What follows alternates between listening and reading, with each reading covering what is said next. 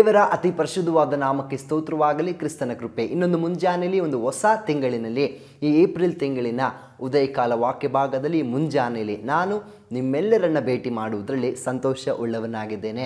ನಾನು ನೆನೆಸ್ತೇನೆ, ನೀವು ಕೂಡ ಸಂತೋಷ ಉಳ್ಳವರಾಗಿದ್ದೀರಾ. ವಾಕ್ಯ ಭಾಗಗಳನ್ನು ಆಲಿಸುವುದರಲ್ಲಿಯೋ ದೇವರ ವಾಕ್ಯದಿಂದ ದಿನವನ್ನು ಆರಂಭಿಸುವುದರಲ್ಲಿಯೋ ನೀವು ಸಿದ್ಧವಾಗಿದ್ದೀರಾ ಅಂತ. ಪ್ರಿಯ ದೈವಜನರೇ, ಈ ಏಪ್ರಿಲ್ ತಿಂಗಳಿನ ಒಂದು ವಾಗ್ದಾನ ವಾಕ್ಯವನ್ನು ಆಲಿಸಿ ಈ ತಿಂಗಳನ್ನು ನಾವು ಆರಂಭಿಸುವುದಾದರೆ ಕರ್ತನು ನಮ್ಮೊಟ್ಟಿಗೆ ಮಾತನಾಡ್ತಿರುವ ವಾಕ್ಯ ಇದಾಗಿದೆ. ಲೂಕನ್ ಬರೆದ ಸುವಾರ್ತೆ 22ನೇ ಅಧ್ಯಾಯದ 42ನೇ ವಚನದಲ್ಲಿ, ಹೇಗೂ ನನ್ನ ಚಿತ್ತವಲ್ಲ ನಿನ್ನ ಚಿತ್ತವೇ ಆಗಲಿ ಅಂದನು.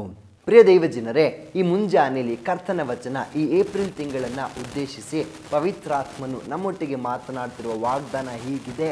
ಈ ತಿಂಗಳು ಇದು ಹೇಗೂ ನಮ್ಮ ಚಿತ್ತವಲ್ಲ, ಕರ್ತನ ಚಿತ್ತವೇ, ತಂದೆ ದೇವರ ಚಿತ್ತವೇ ಆಗಲಿ ಅಂತ ಒಪ್ಪಿಸಿಕೊಡುವ ತಿಂಗಳು ಇದಾಗಿದೆ.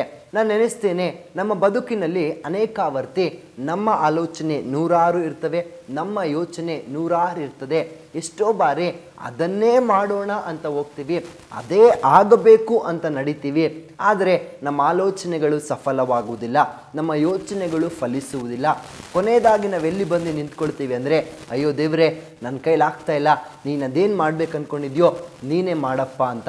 ಅನೇಕ ಬಾರಿ ಮನುಷ್ಯರಾದ ನಾವು ನಮ್ಮ ಆಲೋಚನೆಗಳನ್ನೇ ನಾವು ಮೊದಲಿಡ್ತೇವೆ. ಇಲ್ಲ, ನನಗೆ ಗೊತ್ತು, ನಾನು ಆಲೋಚಿಸಿದ್ದೇನೆ, ನಾನು ರಾತ್ರಿಯೆಲ್ಲ ಕುಳಿತು ಯೋಚನೆ ಮಾಡಿದ್ದೇನೆ, ಹೀಗೆ ಆಗಲಿ, ಆ ಪ್ರಕಾರನೇ ನಾವು ಹೋಗ್ತೀವಿ. ಆದರೆ ಕೊನೆಯದಾಗಿ ನಾವೇ ಏನು ಹೇಳ್ತೀವಿ, ಅಯ್ಯೋ ಇಲ್ಲ, ಯಾಕೋ ಇದು ವರ್ಕೌಟ್ ಆಗಲಿಲ್ಲ, ಯಾಕೋ ಇದು ಸಕ್ಸಸ್ ಆಗಲಿಲ್ಲ, ಯಾಕೋ ಇದು ನನ್ನ ಕೈಗೂಡಲಿಲ್ಲ ಅಂತ. ಆದರೆ ನಾವು ಆತ್ಮೀಕ ಜನರು, ಕರ್ತನ ಮಕ್ಕಳು ಆಗಿರುವವರು, ನಮ್ಮ ಜೀವಿತದ ಎಂತಹ ಪರಿಸ್ಥಿತಿಗಳಿದ್ದರೂ ಕೂಡ ನಾವು ಪ್ರಾರ್ಥನೆ ಮಾಡಬೇಕು, ಹೌದು. ಆದರೆ ಕೊನೆಯದಾಗಿ ನಾವು ದೇವರಿಗೆ ಹೇಳಬೇಕು, ದೇವರೇ, ಹೇಗೋ ನನ್ನ ಚಿತ್ತ ಬೇಡಪ್ಪ, ನಿನ್ನ ಚಿತ್ತವೇ ಆಗಲಿ ಅಂತ ಒಪ್ಪಿಸಿಕೊಡುವುದಾದರೆ ಕರ್ತನ ಆತ್ಮನು ನಿಮ್ಮನ್ನು ಸುಂದರವಾಗಿ, ನಿಮ್ಮ ಆಲೋಚನೆಗೂ ಮೀರಿ, ನಿಮ್ಮ ಯೋಚನೆಗೂ ಮೀರಿ ಅದ್ಭುತವಾದ ಕಾರ್ಯಗಳನ್ನು ಮಾಡಿಕೊಡ್ತಾರೆ. ಆ ಅದ್ಭುತ ಕಾರ್ಯಗಳನ್ನು ನೋಡುವ ತಿಂಗಳೇ ಈ ಏಪ್ರಿಲ್ ತಿಂಗಳಾಗಿದೆ. ಪ್ರತಿ ದಿನವೂ ಕೂಡ ಎಲ್ಲ ವಿಷಯಗಳಲ್ಲೂ, ಎಲ್ಲ ಸಂಗತಿಗಳಲ್ಲೂ ದೇವರೇ, ನನ್ನ ಚಿತ್ತ ಅಲ್ಲ, ನನ್ನ ಆಲೋಚನೆ ಅಲ್ಲ, ನನ್ನ ಪ್ಲ್ಯಾನ್ ಅಲ್ಲ, ನಿನ್ನ ಚಿತ್ತವೇ ನೆರವೇರಲಿ ಅಂತ ಒಪ್ಪಿಸಿಕೊಟ್ಟು ಪ್ರಾರ್ಥಿಸಿ ನೋಡ್ರಿ, ಅದ್ಭುತಕರವಾದ ಕಾರ್ಯಗಳನ್ನು ನೀವು ನೋಡ್ತೀರಾ.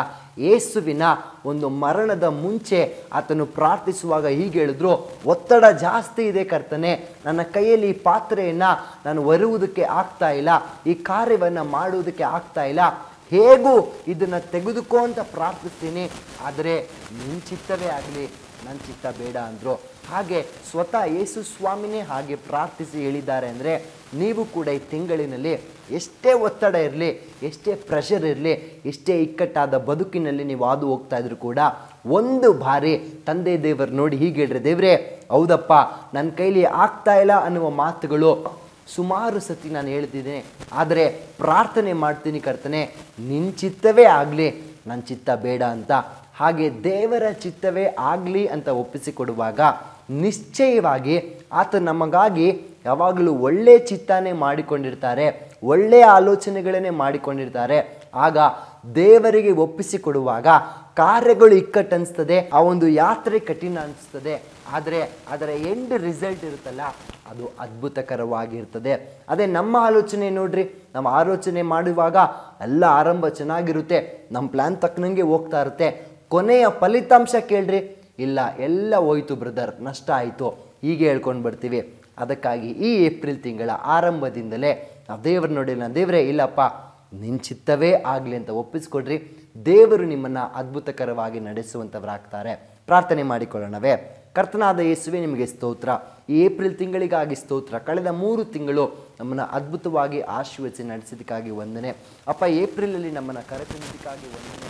ಹೌದು ಅಪ್ಪ, ಈ ದಿನದಲ್ಲಿ ನಾವು ಪ್ರಾರ್ಥಿಸ್ತೇವೆ ಅಪ್ಪ. ಅನೇಕ ಬಾರಿ ನಾವು ಇಕ್ಕಟ್ಟುಗಳಲ್ಲಿ ಹಾದು ಹೋಗಿದ್ದೇವೆ. ಎಲ್ಲ ಸಂದರ್ಭಗಳಲ್ಲೂ ನಮ್ಮ ಆಲೋಚನೆಯೇ ನಡಿಬೇಕು, ನಮ್ಮ ಪ್ಲ್ಯಾನೇ ನೆರವೇರಬೇಕು ಅಂತ ನಾವು ನಡೆದಿದ್ದೇವೆ. ಆದರೆ ಈ ತಿಂಗಳು ಹೇಗೂ ಅಪ್ಪ ನಮ್ಮ ಚಿತ್ತವಲ್ಲ, ನಿನ್ನ ಚಿತ್ತವೇ ಆಗಲಿ ಅಂತ ನಾವು ಒಪ್ಪಿಸಿಕೊಡ್ತೇವೆ. ನಿನ್ನ ಚಿತ್ತವೇ ನೆರವೇರಲ್ಪಡಲಿ. ಪ್ರಿಯ ಮಕ್ಕಳ ಕುಟುಂಬಗಳನ್ನು ಆಶೀರ್ವದಿಸು, ಅವ್ರ ಜೀವಿತವನ್ನು ಆಶೀರ್ವದಿಸು. ಈ ಏಪ್ರಿಲ್ ನಿನ್ನ ಚಿತ್ತದಿಂದ ಒಳಗೊಂಡಂಥ ಒಂದು ತಿಂಗಳಾಗಿ ಮಾರ್ಪಡಲಿ. ಆಶೀರ್ವಾದಗಳನ್ನು, ಅದ್ಭುತಗಳನ್ನು ಅವ್ರು ಕಾಣುವಾಗೆ ಸಹಾಯ ಮಾಡು. ನಿನ್ನ ಆಲೋಚನೆಯ ಮೇರೆಗೆ ಪ್ರತಿಯೊಂದು ಯಾತ್ರೆಗಳು ನಡೆಯಲಿ ಅಂತ ಪ್ರಾರ್ಥಿಸ್ತೇವೆ. ಯೇಸು ಕ್ರಿಸ್ತ ನಾಮದಲ್ಲಿ ತಂದೆಯೇ, ಆಮೇನ್ ಆಮೇನ್. ದೇವ್ರ ತಾನೇ ನಿಮ್ಮನ್ನು ಆಶೀರ್ವದಿಸಲಿ. Thank you. ಬೇಕಾದ ಸ್ಥಳ God's grace prayer hall, Sunkadakatte, Magadi ಮುಖ್ಯ ರಸ್ತೆ, ಬೆಂಗಳೂರು 560091. ಗೂಗಲ್ ಮ್ಯಾಪ್ಸ್ ನಲ್ಲೂ ಕೂಡ ಗಾಡ್ಸ್ ಗ್ರೇಸ್ ಪ್ರೇಯರ್ ಹಾಲ್ ಎಂದು ನೀವು ಸರ್ಚ್ ಮಾಡಬಹುದು. Further details and prayer support, contact Word to Word Ministries, Bangalore. Phone 900-872-5814, 900-872-5815. God bless you.